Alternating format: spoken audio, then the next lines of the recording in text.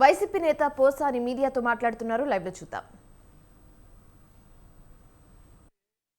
అందరి రైతు రుణమాఫీ చేశాడు, రుణ విముక్తులు చేశాడు. వెంటనే బ్యాంకుల్లో వేలాది మంది లక్షలాది మంది రైతు సోదరులు బ్యాంకులకు వెళ్ళి ఇట్లా ఎలుముద్ర వేయటం, డాక్యుమెంట్లు ఇంటికి తీసుకెళ్ళిపోవటం, ఇంటి ముద్ర వేయటం, ఆ ఆడపడుచుల బంగారం తీసుకెళ్ళిపోవటం, ఎలుముద్ర వేయటం, పొలం డాక్యుమెంట్లు తీసుకెళ్ళిపోవటం. ఒక్క పైసా కూడా రుణం లేకుండా రైతుల్ని కడదీర్చిన మహానుభావుడు వైఎస్ రాజశేఖర రెడ్డి గారు. ఈయన చేసిన దానికి మీరు అభినందించారా? పేదల మొత్తం అభినందించారా? అప్పుడు అనలేదే రైతులకి పప్పు బెల్లలాగా ఇన్ని వేలు పెట్టారు వైఎస్ రాజశేఖర రెడ్డి గారని. జగన్ పెట్టిన పప్పు బెల్లాలకి ఈ పెట్టిన పప్పు బెల్లాలకి ఏమైనా తేడా ఉందా? మానవ నిర్మాణం ప్రజలకు ఒక నమ్మకాన్ని కల్పించారు. ఓ ప్రభుత్వం ఉంది మన కోసం, మనం ఓటేసాం కాబట్టి ఆ ప్రభుత్వం మనకి జవాబుదారీ.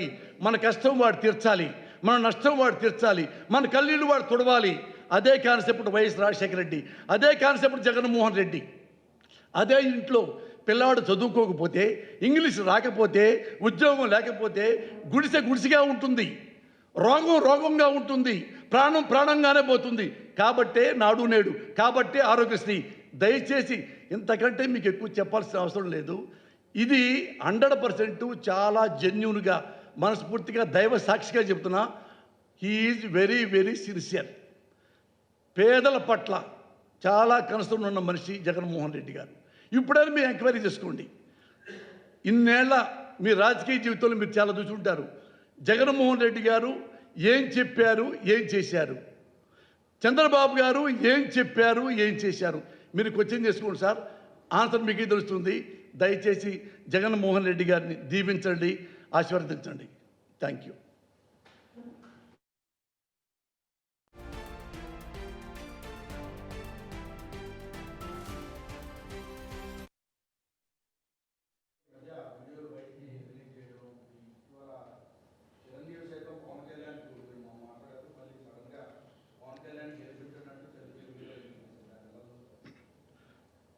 పవన్ కళ్యాణ్ని గెలిపించండి అని చిరంజీవి గారు స్టేట్మెంట్ ఇచ్చారా? ఎలా ఇస్తారు చిరంజీవి